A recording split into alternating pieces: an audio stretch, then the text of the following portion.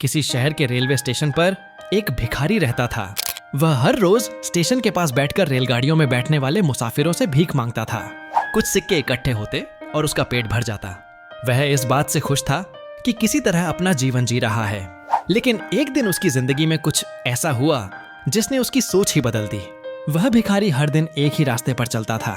Station के पास बैठकर वह उन रेलगाड़ियों को देखता था जो तेजी से आकर चली जाती थीं। उसकी आंखों में एक ख्वाहिश थी, एक सपना था कि कभी वह भी उस ट्रेन में बैठकर कहीं दूर चला जाए।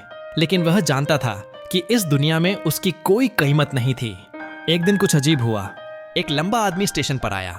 सूट बूट पहने हुए वह भिखारी से ठीक सामने खड़ा हुआ। भिखारी ने सोचा, यह शायद बहुत अमीर आदमी है, इससे भीख में काफी पैसा मिल सकता है। उसने हाथ जोड़े और भीख मांगी। लेकिन उस आदमी ने जो कहा वह भिखारी के लिए एक बड़ा शौक था। तुम हमेशा मांगते ही रहते हो, कभी किसी को कुछ देते हो? भिखारी चौंका और बोला, मैं तो भिखारी हूं, क्या दे सकता हूं? लंबा आदमी मुस्कुराते हुए बोला, तुम तभी कुछ पा सकते हो जब तुम किसी को कुछ दो। अगर तुम कुछ नहीं दे सकते तो तुम्हें मांगने का कोई हक नहीं है।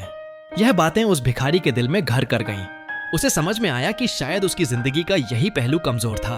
अब भिखारी को समझ में आ गया था, मुझे जीवन में कुछ बदलाव लाना है, लेकिन मैं क्या क्या दे सकता हूं? वह यह सवाल अपने मन में बार बार पूछता रहा। 2 दिन तक वह सोचता रहा, लेकिन किसी उत्तर तक नहीं पहुंच सका। फिर तीसरे दिन जब वह स्टेशन के पास बैठा था, उसकी नजरें कुछ फूलों पर पड़ी। उसने सोचा, अगर मैं इन फूलों को लोगों को दे दूं तो क्या होगा? उसने निर्णय लिया। वह अगले दिन स्टेशन पर गया और अब जब भी कोई उसे भीख देता वह उसे एक फूल दे देता। वह जानता था कि ये फूल महंगे नहीं हैं, लेकिन उनका मूल्य भावनात्मक था। उन फूलों को देखकर लोग खुश हो जाते थे। धीरे धीरे भीख देने वाले लोग बढ़ गए। वह समझने लगा कि लोग उसे भीख नहीं दे रहे थे, बल्कि वह उन्हें अपनी खुशबू और सौंदर्य दे रहा था। धीरे धीरे बदलाव आने लगा।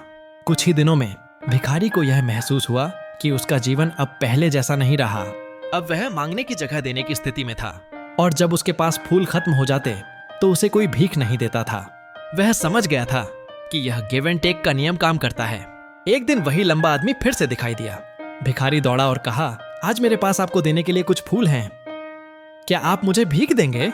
लंबा आदमी मुस्कुराया और कहा, वाह, तुम अब एक व्यापारी बन गए हो।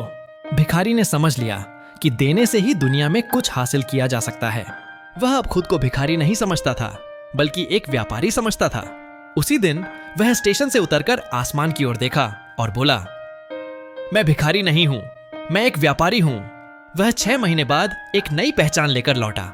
अब वह रेलवे स्टेशन पर नहीं दिखता था, बल्कि उसने फूलों का व्यापार शुरू कर दिया था। लोग उसे पहचान नहीं पाते थे। जब वह किसी से मिलता तो वह बताता था कि वह वही भिखारी है जिसे एक दिन एक लंबा आदमी देने का मतलब समझ